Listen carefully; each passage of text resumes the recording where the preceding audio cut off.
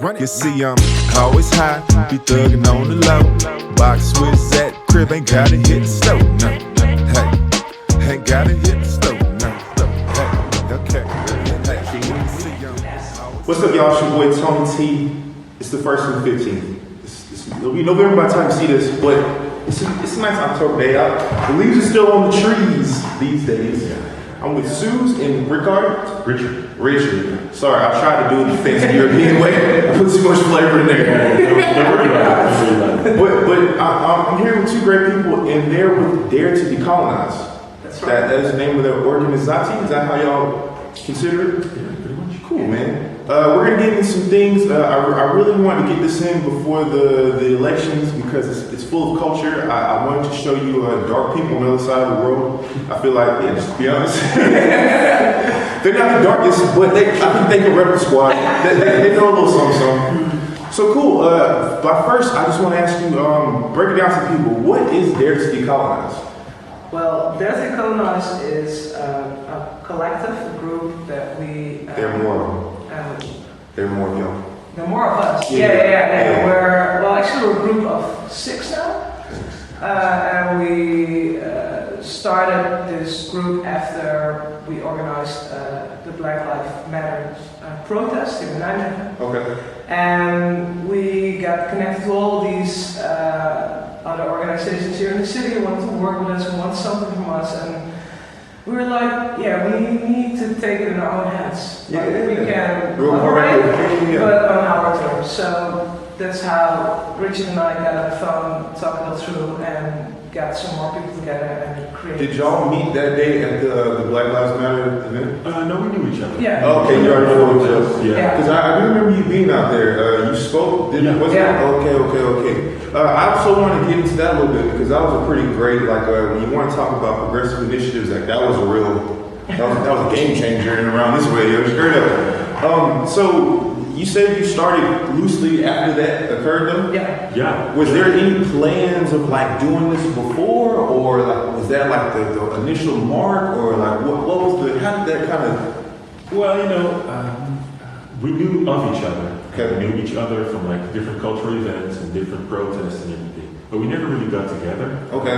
As a collective. Yeah. So I guess that at that protest, like you said, it was a game changer, but also for us personally. Mm-hmm. There was such a good atmosphere. It had something really, something really rough to it because everything was just so spontaneous and raw, and everybody was really voicing their raw opinions.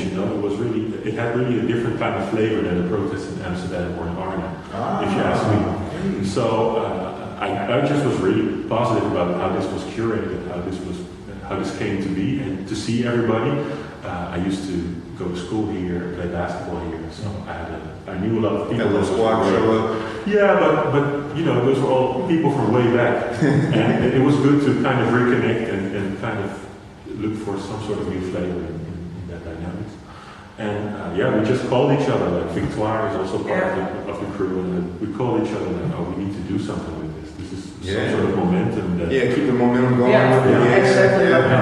So then, Suze took the initiative to gather us all together and see what we could do next. Y'all had a discussion at the library shortly after that. The way that popped off, I thought y'all been booming with this shit. I swear, when I seen the little advert for the meetup, I was like, wow, I've never heard of it before. Am I not This is the first thing.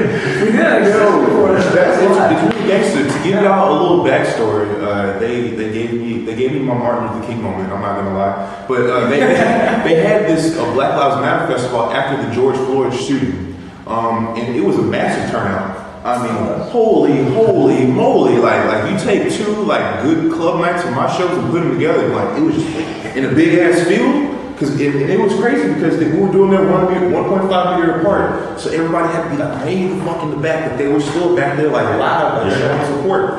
When I got up there to do my little speech, I was a little drawn back because I didn't know that there were that many people. Yeah, 2,500 is that. It was ridiculous. That was a great event, and I suggest you go look it up. I'm sure it's on YouTube and all that, different clips of it. It was crazy. Us standing up on that car, Yeah, the most redneck stage area. Listen, one person up and down. Yeah, that was sick, man. Yeah. He just drove in. He just like that day that guy decided he wanted to. I mean, he was down with the cause. I mean, he was down with the cause. Yeah, That's what's up. yeah, he was. Yeah, for sure. So I wanted to ask you, what are some of your initiatives with your Dare to Decolonize? Like, what do you guys kind of stand for besides spreading awareness? Like more specifically, an awareness of what would you like to amplify in your messages? Well, I think our main goal is to bring discussions and debates about decolonization, about freedom, about Break down decolonization for people who may not have melanin in their skin.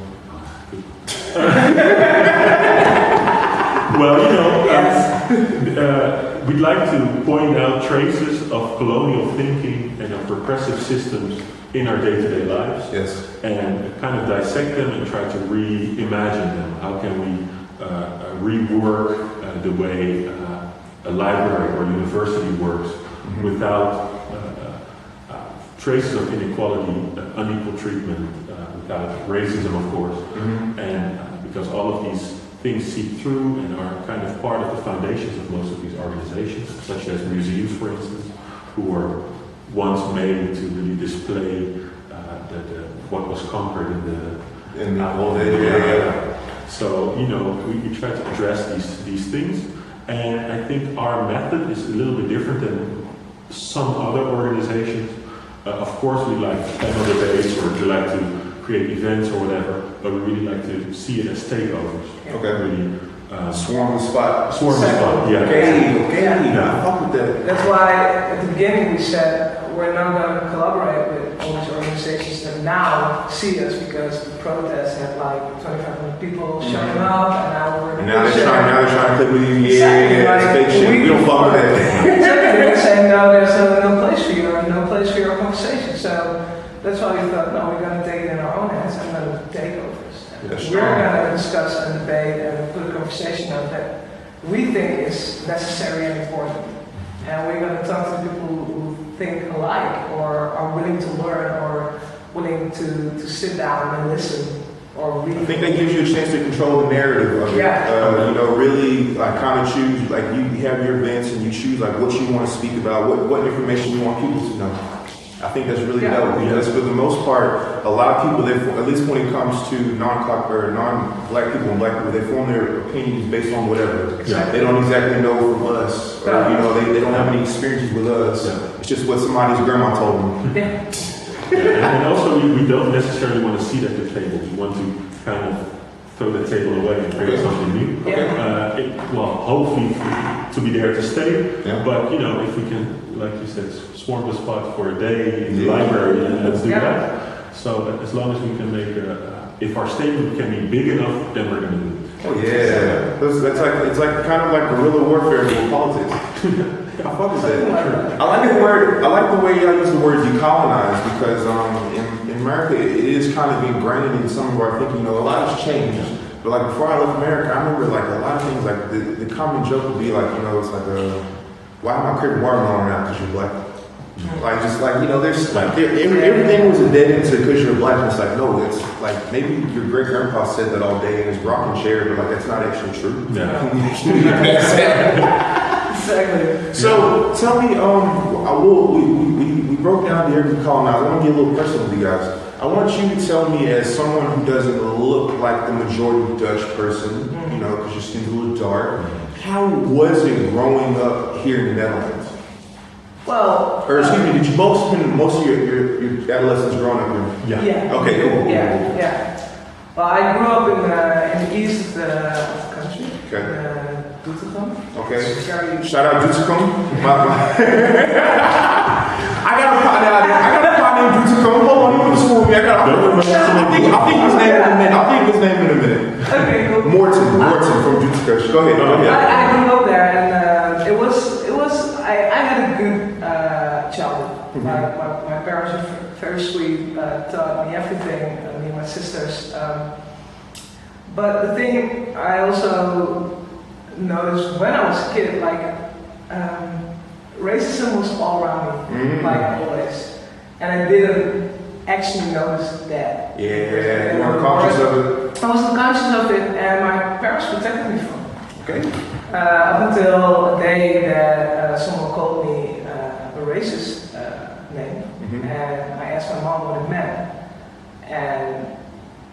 she explained it to me, and then she talked to this person, you have to call me that again, and then she explained to me that she and my father did not have the same skin color, and that some people are not cool about that. They don't understand that shit, Yeah, and she explained it to me like really in a kid way, like I was Yeah. like 7, 8 years old. And that changed so much in me. Like back then, I knew my mom was from Suriname, and I knew I had family in Suriname, and I talked to them every month on the phone, and like we were really connected to that place of myself as well. But you didn't know the Suriname was different. I didn't know that. I Okay. didn't know that. Yeah. I didn't realize that. And we went there for me for the first time when I was 10 years old. And the minute I got there, I'm 36 right now, I can remember it like it was yesterday. The minute I got there, I felt, this is me. It was your space. Like It was you my felt space. welcome. I had this instant connection with my cousins, like with my family members, and ever since I got back, I was like 10 years old. Like everything I like workshop things I had to create for school. It was always about being mixed race, about Suriname, about slave-free background, about colonizing. Damn. Like ever since I was like 11 years old, and it was just always a part of me. But I did that in a very white, ignorant world because well, my skin is not that dark. Yeah. I got curly hair. But So you kind of like skated by sometimes.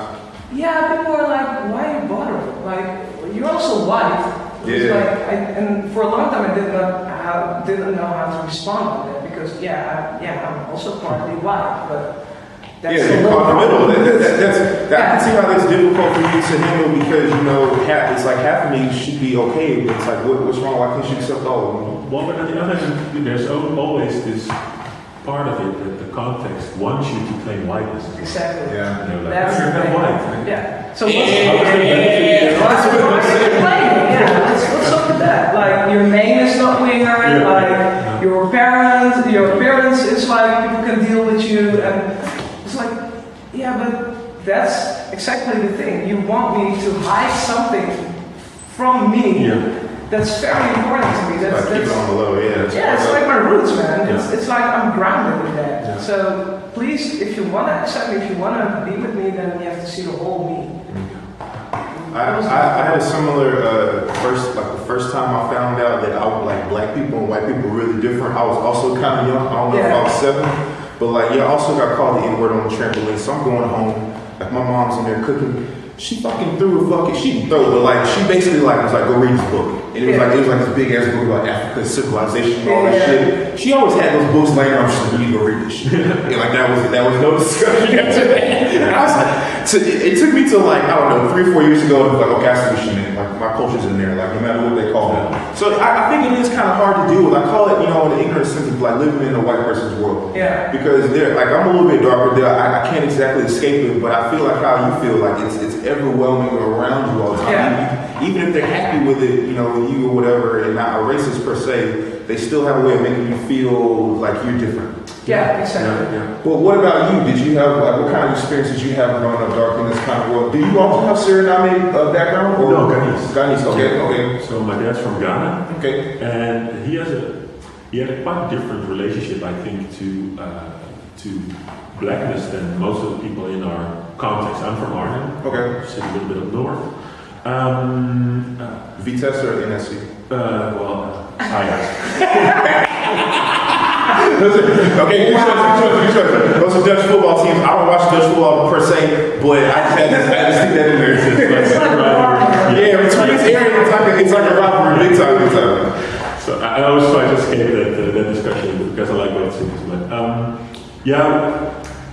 I was 6 when actually my dad lectured me because my parents didn't want to hide me away from racism or from the violence of racism. They wanted to make sure that I was ready if something occurred. So my dad told me when I was 6 years old, I remember very clearly, to always dress appropriately, always have my nails nice and clean and shit, my hair good, because if somebody called you a dirty N-word and you know you were dirty, they had to be racist and that's your enemy. Yeah. So he kind of gave me rules from, this and that makes them your enemy. Yeah. And that's the way you walk. That's an interesting Yeah. way of explaining it. Yeah. I actually wanted to, I'm sorry to cut you off, but that's a topic I want to talk about because in America we have what's called The Talk. Yeah. And it's like shortly after my experience with that, my mom had it, it's where like they tell you like, you know, you probably shouldn't wear a hoodie at night. If you do this, maybe you should walk on the other side of the street. Yeah. This type of shit. Yeah. I wanted to know, do y'all get, like you obviously get a form of that. Yeah. Did you receive something like that to kind of prepare you for being dark?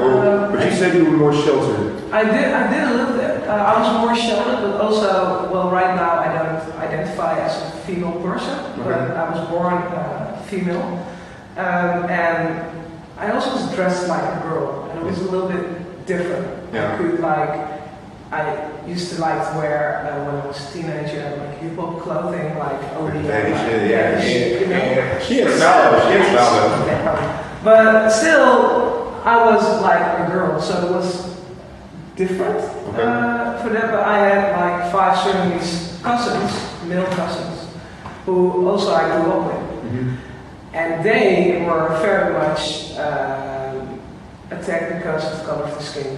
And they always told me the stories and tell me to be very safe and always stand up for yourself. They put me in karate and stuff like that. I didn't experience that on me, but they told me what happened to them In their experience. in their experience. But I have to say, like now, like the whole climate in the world, we have to say, is really changing. I've got like 5 nephews and nieces, and they really do follow the youth news things and stuff like that, and they all know about Black Lives Matter, and they ask me a lot of questions. That's cool. That's cool. Yeah, they know all about it, and like my sister told me she had to tell her daughter to be careful, like in a way, and she told her, never shut up. You can always tell your story. You can always stand whatever you stand for, but you just have to know you're growing up in a very white city, in a very white school. Because she's very proud that she had a Surinamese grandmother and a grandmother from the Caribbean.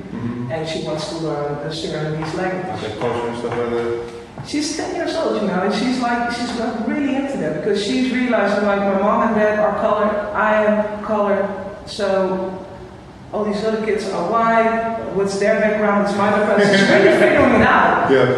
But the climate in this country, in this world, is not open for that right now. So my sister protects her from it, but also learns her to stand for what she stands for.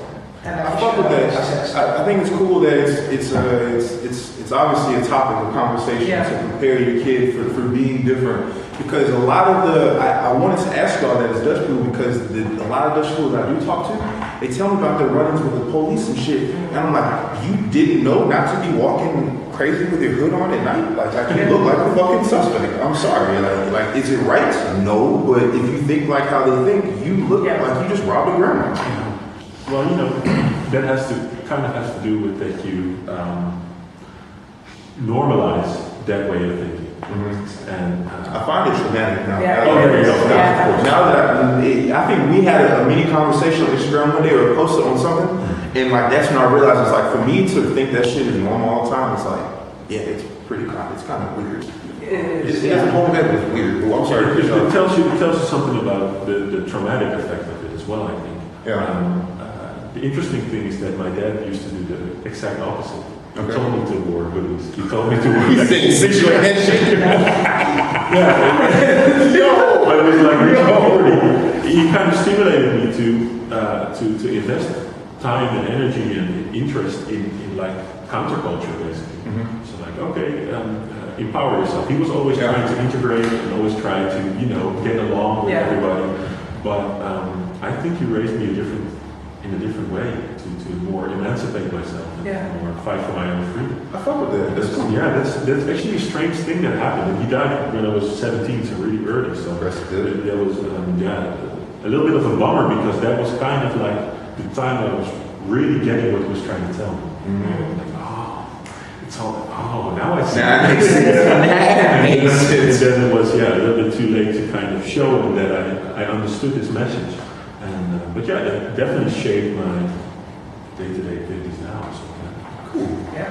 As two Dutch people, I wanted to bring up the topic that I think the world has a hint of knowledge about it, but there, it's still kind of like, that shit really goes on. Like, really, what the fuck? I want you guys to give me a brief explanation about black people. A brief explanation? A real brief explanation about the recurring holiday of Black Pete and where it stems from. Just as brief as possible. We're gonna further talk about it in depth, but just for them, just to update everybody. Just in a nutshell, what is this shit? I'm gonna give you an honor, man. There's this country really far away. It's called the Netherlands. And so we have this celebration of St. Nicholas. Let me just give you the really quick version. St. Nicholas comes every year, basically like Santa Claus. Yeah. And he has a helper, or he has several helpers. Yeah. He has an entire boat full of helpers. Boatload of motherfuckers. Just listening, man. Yeah. Just listening. People dressed in blackface, trying to, really be the sort of like a clown type of character. The labor-intensive type. Labor-intensive. They're servants of the saints. And what is it? Can I give you my brief right now, like I can give my American folks? So they got this fella named Saint Nick. He pull up to all the Dutch cities on the boat, and he hop out with his partners who be doing all the motherfucking work, and he get all the motherfucking credit for it. Now, the reason they supposed to be dark, because really they supposed to be Santa complexion, but the reason they dark is because they come up the chimney and only their skin catch the charcoal on the way out. and their lips become red. And their lips is red, yeah. So that's So now that the elephant's in the room, can you tell me like what are some ways that's kind of affected you growing up? Was that like that? Did you kind of dread the Christmas time? Well, it was like growing up with that racist image around you. Was kind of weird because for a long time in the Netherlands, a lot of people didn't see it as racist. Even people of color and black people, not everyone saw it On the same per se. page. Yeah. No, or did not dare to speak their minds because like people are like you notice now in the whole debate are like really, it's our culture, it's our tradition. Like They did tough about that shit, yo. Yeah. like for real, man. And I think that, I'm sorry to interrupt, but I think that the painful part of that is that masses of people who are kind of refusing the racial element. Yeah, exactly. Like, yo, he's supposed to be black. Like, yeah. When they start defending that shit, I be laughing. If you dress up like a clown, it's not the same thing. It's like, yeah. Yeah, and especially that the whole thing started right after the abolition of slavery. Yeah, it's just painful. And like, it did. Like, And that's the person in the 15 newsbreaker. I didn't even know that shit. It's just like the blackface tradition in the U.S. It started right after. The German part area, yeah. And like we imported it in the Netherlands as soon as slavery was abolished here. That's the most like, well not the most, but that's the thing. Like in the debate, like why is it a debate? Like you just ignore the fact how it got together, how it was created, and that's very much painful. I think it's similar to we have a lot of talk about Confederate statues in America right now. Like people, that, Southern racists always hold on to the Confederacy. It's like, oh, it's heritage. It's similar to your story. Yeah. It's our tradition or whatever. But it's like it's the tradition that stood for racism. Yeah. Exactly. And I also do that there's a very, very violent form of ignorance behind the fact that you accept it as okay. So maybe it was created like right after the abolition of slavery, but like now it has nothing to do with slavery anymore. Like you still really don't see it. It's like you're still holding on to whatever that was. Yeah, it's the same with the Confederacy, right? Yeah. Like people deny that they're racist, but they do want to celebrate the Confederacy. Like, Yeah, exactly. And it's painful that like nowadays, like the word is out there. When you dress up like that, you're straight up racist. You're not doing it for kids' fun. You're doing it to bully someone. Yeah. And I think it's ridiculous and like such a hateful sound of the different governments who still allow the festivity to be like that. then you're just a part of creating active racism in your city. It's like embedded now. Yeah. If you It's say I'm something, doing it yeah. to enjoy the kids, then rent a fucking clown and like Same shit. Yeah. play around, throw some candy, and the kid is Yeah. happy, man. Yeah. I agree though, because like if 10 years ago, you know, you could kind of see that people were defending their own Yeah. innocence or ignorance Yeah. about things. But They got all these motherfucking photo books and videos Yeah. of family Christmases looking all silly. and you're like, oh, look at how much fun we had. You got some explaining to do. But now, yeah, if you still participate in it now, then you got a problem. You got a problem. Yeah, Yeah. Now, this is something that I brought up in my Insta some time ago, but I wanted to ask y'all because I haven't sat down and asked some Dutch people about it. Like in Black culture in America, they feel like they should use the N word because we've taken it, we were emancipated by it, and it's ours. We made it a thing. I don't necessarily believe in that, but my thing is, would it be possible in the Netherlands to take that same approach with Black people? To really, I thought of some crazy ideas. Really, just take the idea of Black Pete and like make Black Pete a fucking superhero. Like instead, like whatever they thought he should be doing, have him like in a better light. Would that be possible? I find it a very difficult question, I have to say. Okay. I'm really. Is it a new train of thought? Yeah. It's not, well, it's been mentioned before. Yeah. Okay. Only it's been Shut in. I think the thing is, before you can do such a thing, therefore first must be completely accepted that it is a painful part. I would say. I think we need a lot more healing from this entire Yes, past exactly. before we can move forward at that place. But I Yeah. also think that we have a different type of relationship to colonialism than Yeah. the US, Okay. because obviously the Netherlands was like the colonial power, kind of distributing all Yeah. the shit. Yeah. Yeah. And I think that therefore it's further away from our counterculture vernacular to claim something like that and claim it for ourselves. Okay. Because I think that I think, but claim wouldn't mean like claiming the ignorance of it, but it's like, no, of course. the reason I thought of this is because every year you can bet that it's going to be in the news somewhere. Yeah. Yeah. Every motherfucking year, you know. Well, there was. There's a black St. Nicholas. Yeah, there is a blitz and a blitz. Yeah, also as a protest movement. Yeah. So that could be kind of gets in that direction. That would be cool. Maybe, Yeah. maybe have him. I think that would be an initiative if he could carry on Pete, but have Pete doing something positive. Yeah, I think he doesn't have any beef. See, yeah. So No, I'm it sure. doesn't. No, it doesn't. He's No. just Because I'm sure he wouldn't want to have a white Pete. That would just be the opposite, and it wouldn't really make a good look. and also because Pete in itself as a character is a servant. So if you make it white, then it would still be a white servant, which is a strange power. Like, and that's- it's not- That's right. That's what I said. That's what I said. I'm sure he wouldn't want to. I'm sure he wouldn't want to do that because it wouldn't explain his cause very No, well. it's like what you said, like it's kind of reimagining the entire power structure within that celebration by making it a black St. Nicholas.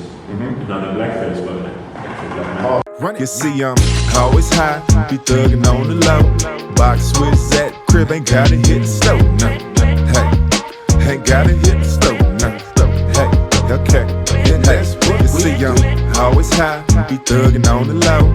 Box switch that crib, ain't gotta hit the stove, no. Hey, ain't gotta hit